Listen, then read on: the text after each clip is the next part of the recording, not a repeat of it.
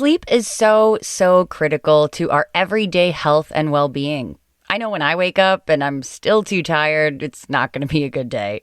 So here with us today to talk about sleep and sleep apnea is Sadie Olson, a clinical sleep coordination specialist at Upland Hills Health. This is the Inspire Health podcast from Upland Hills Health. I'm Caitlin White. Well, Sadie, to begin our episode today, tell us why sleep apnea is such a big deal. It seems like so many people have it. Yeah, sleep apnea, it is a serious medical disorder, and it's characterized by abnormal or interrupted breathing during sleep. So it's where you're partially or fully obstructing your airway. That's obstructive sleep apnea. A breathing event is where when you're fully or partially obstructed, it lasts at least 10 seconds. It could be happening hundreds of times during the night, many times causing little arousals in your brain during sleep. And this disrupted sleep can cause fatigue throughout the day. It can lead to poor job performance. It increases the likelihood of vehicle and work-related accidents, which is huge nowadays. Mental health also suffers. It leads to an increased risk of irritability, moodiness, even depression, very highly linked with obstructive sleep apnea. It can also put sufferers at risk for high blood pressure. There's actual studies that show that obstructive sleep apnea causes high blood pressure. Other cardiovascular diseases and conditions can be associated with sleep apnea, stroke, diabetes, metabolic syndrome, and even problems with surgeries. There's about 30 million people in the United States that have sleep apnea, and that's estimated. Only 6 million right now are diagnosed with the condition. So it is a big problem, and yeah, a lot of people have it. Wow. So it sounds like a lot is going on when an apnea event happens. You touched on this already, but can you get more into the details? What is happening in your body when you suffer from sleep apnea? So when you have a sleep apnea event or a breathing event where you're partially or fully obstructing in your airway, your oxygen tends to dip, but also your heart rate goes up, your CO2 goes up, and your blood pressure can go up and down during these events. And what drives people to breathe, a normal individual, is that CO2. If that CO2 is off, that brain does not like that. So imagine you pause your breathing and you hold your breath.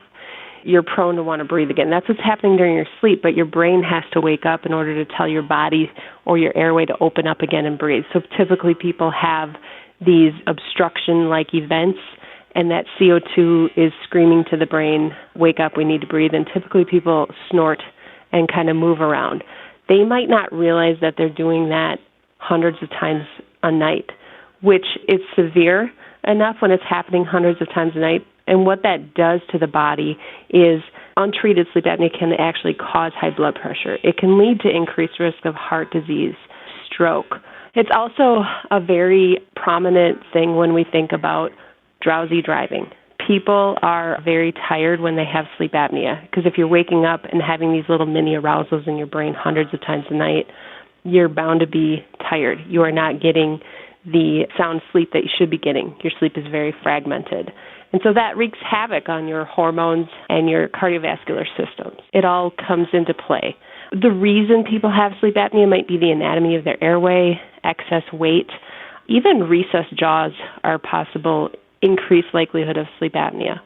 So the signs are the snoring, the restless sleep, people who are very tired during the day, morning headaches are another sign. And we look at things like the anatomy of your airway, the size of your neck, weight and height are factors, things like that. So definitely these are all things we look at that can play a role and be the cause of sleep apnea. Interesting. Okay. So when it comes to diagnosis, a sleep study is a great way to learn more about what happens, I guess, in your sleep. So what does that study look like? What does a sleep tech look at that could provide some clues to the degree of apnea a patient would be experiencing? Yeah, so typically the gold standard is it's called a nocturnal polysomnogram. That's an in-lab sleep study. During that test, you're all hooked up to all the equipment. It monitors your heart, your lung and brain activity, breathing patterns, arms and leg movements, also blood oxygen and carbon dioxide levels while you sleep. And so when you're in that slumber in a high-tech sleep lab that looks like a comfortable hotel room, the technologist that's doing the study is in a room nearby, and they record your brain activity and information from your body from all of that. All of this data that's collected is revealed in a detailed picture of your unique sleep patterns that we look at, including how much time you've spent in light and deep sleep, whether you're receiving enough oxygen, how often you wake up, all of these things. We're scoring the sleep study through the night, determining that stage of sleep. If you have any breathing events, we're marking those. If you have leg kicks, we're marking those. If you have abnormal EKG, if you have arousals, we're marking all of that throughout the night. All of that with continuous live monitoring by that tech, we're able to create a report that's then sent to the sleep specialist for interpretation. And that has all the data ready for him or her to interpret. That, again, includes the total number of arousals, the total number of breathing events, lowest oxygen recorded, any abnormalities noted, total number of leg kicks. All of that, then we get into a detailed report. And in terms of verifying sleep apnea and how severe sleep apnea is, we take the total number of breathing events throughout the night and average it out how many times per hour a person has a breathing event. So that gives us the severity of sleep apnea, or if a person has sleep apnea. It's called an index. It's very common in the sleep world. So in terms of breathing events, 5 and under is considered normal, 5 breathing events per hour. 5 to 15 per hour is considered mild sleep apnea. 15 to 35 breathing events per hour is considered moderate sleep apnea, and anything 35 breathing events per hour and over is considered severe sleep apnea. And many times we're in the severe range with people, and they don't realize it. Wow. Okay. So then what happens after this study? I mean, what do different treatment options look like? Yeah. So once that sleep specialist reviews the study in its entirety and gets the report to us, they determine the next best treatment plan. Keep in mind that someone who's severe enough on that first night they come in, they may be treated that same night by the technologist. There's certain protocols we have to follow to determine who gets therapy on the same night, who may have to come back. So some people may have to come back for a second night study for treatment for various reasons. If that's the case, the doctor will interpret the study and make that determination, and then the patient will be contacted and go with that plan. There's many times that a patient, we may not have been able to find the right pressure or anything on that same night when they have to come in. So sometimes patients need to come in for a second night for the treatment. They may need, there's different treatment options for sleep apnea, the CPAP. I'm sure many people have heard of that. It's called continuous positive airway pressure. But some people need a little bit different than CPAP. Some people may need special things like what's called BiPAP, where it's a bi-level pressure, one pressure breathing in and a lesser pressure breathing out. For whatever health reasons they have or whatever treatment that we go about, they may need this. We go as far as having like an external ventilator on some patients because they're that complicated or severe. So it really, really depends on the person and how many nights they may have to come in and what type of treatment they need. Some people need oxygen bled in. Each case is very different, and so it's a progressive approach. Not everybody is just like a one-night fixes-all type of thing, if that makes sense. Mm-hmm. No, absolutely. Well, as we wrap up here today, Sadie, so many people are using technology to track their health these days with their phones and watches, and this helps even with your sleep. Can you tell us about these devices or apps or things we can use at home to kind of track our own sleep? Sleep trackers, they're becoming more and more common. They can provide us with valuable insight and patients with valuable insight as well.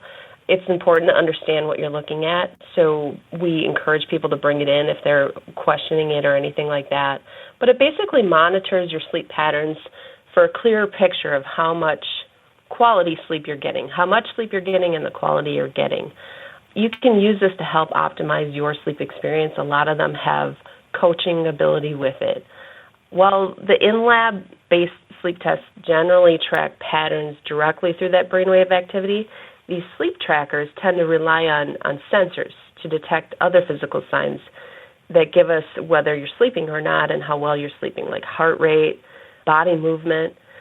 And these wearable devices on the sleeper throughout the night measure that data. Other trackers that aren't wearable are like the mattress ones. I'm sure you've seen ads for mattresses that can help track your sleep, or there's some even that are next to the bed, and that can collect the information as well. Some are good quality, some are less quality. And all of it goes through in whatever algorithm that they've developed for that to help analyze and display the results for people. So it does help us as clinicians to see what your sleep's been like at home, and it aids us in getting the whole picture from you. Obviously, best, like I said, gold standard is an in-lab sleep study. Some people kind of know where they're at, though, with these trackers, and it helps, again, give us more information on what you're doing during the night. Well, just a wonderful episode, Sadie. Thank you so much for joining me today. Talk to your primary care provider if you are struggling with getting good quality sleep. Ask about the sleep studies available through the Heart, Lung, and Sleep Center at Upland Hills Health in Dodgeville, Wisconsin. This has been the Inspire Health podcast from Upland Hills Health. I'm Caitlin White. Be well.